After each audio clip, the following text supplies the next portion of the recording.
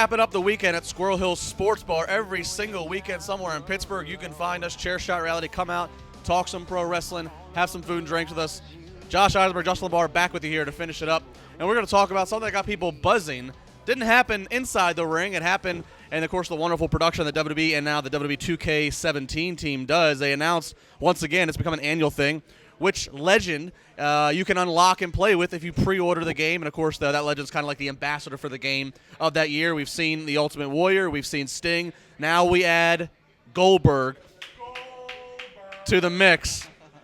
Goldberg added to the mix, and Josh, immediately the buzz started, as it does with any legend that does any type of initially promo work, which is, oh my, what's coming? Who's next? Who's next for Goldberg? And it's funny that Goldberg goes out and says, I have 50 matches left. It's just the right people, the right work ethic. He says he doesn't need to be this 275-pound machine anymore. I might be one of the few people that really don't care to see Goldberg wrestle anymore.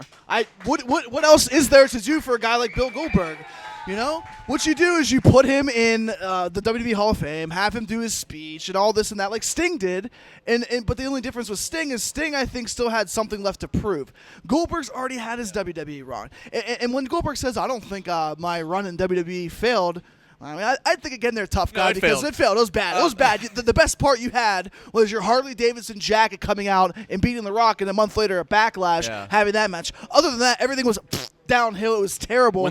I just don't care to see Goldberg in a ring anymore. It doesn't do anything for me. Yeah, when the debut is the highest point, it doesn't really. No. But here's the thing: you talked about how he doesn't have anything to prove, and you're right. He's had his WWE run, however good or bad it was. But it's not about having to prove. WWE is at a point now where we are. It truly is the end of an era and the start of a new era where they're scraping the bottom of any last surprise or return we could have. Shane McMahon was that when they had so many stars down. Shane McMahon coming back, who can act both as an executive and as a performer. Goldberg is one of those few guys that's left to where if you want to try to get one more, now they have ESPN and all these major mainstream networks which they crave that attention. Covering WrestleMania, covering SummerSlam, Goldberg is still a name that so many people remember back when wrestling was at its highest point in the 90s. So while I do think Goldberg has one more match, but I think that's what this comes down to is one more mega thing. Now, to the Suplex City rumors, I know they saw the Suplex City in the reflection.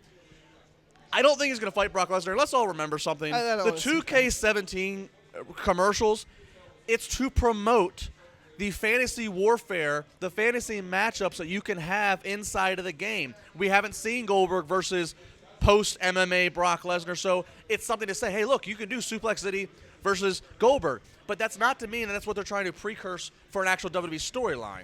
Now, if Goldberg was to have one more match, I do think you got to go with the John Cena's, Undertaker's, Brock Lesnar. You have to go with a mega name. It's not going to be a Seth Rollins or anybody who's on the upswing. I mean, but it's got to be a mainstream name. And if they want to go that route, they want to do that.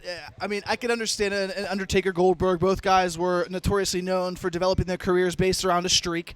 Obviously, Goldberg's streak in WCW, the Undertaker's at WrestleMania. Booker man over here. So I can understand that which streak was better. Both streaks were broken. I mean, you can go that route. John Cena, But again, exactly. You can go with John Cena, Goldberg, because John Cena is the face of WWE. Goldberg was, pretty much the face. WCW thing. And you think about it, those guys weren't any different. Both former collegiate athletes. One was obviously at a higher level than John Cena playing professional football. Audience kind of soured on them.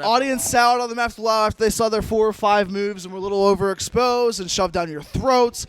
So that would be a match that obviously people are going to boo John Cena because they haven't seen Goldberg in such a long time.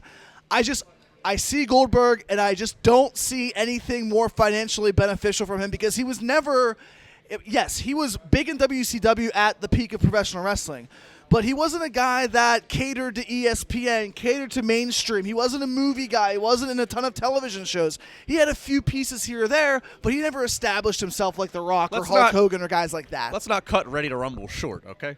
Oh, Ready to Rumble. Wow. Is that the first time in 300-plus episodes we've ever mentioned Ready to Rumble? No, I'm sure I had. I'm sure somebody. I will rule you. There we go. Jimmy the King. Oh, jeez. There we go. All right. That's going to wrap it up here at CSR this weekend. We'll be back next weekend, of course, as we continue the countdown to Money in the Bank. Then it's the countdown to SmackDown going live at the brand extension. Money in the Bank, I'm there, by the way. And then he's going to be in Vegas. So Vegas. Just take a look at the local cop log on Monday morning. You'll find it. And then, of course, we build to cap it off the summer, which is SummerSlam in Brooklyn. At Josh before, at Justin LeBar, social media, hit us up. We'll see you Monday night live on social media for Raw.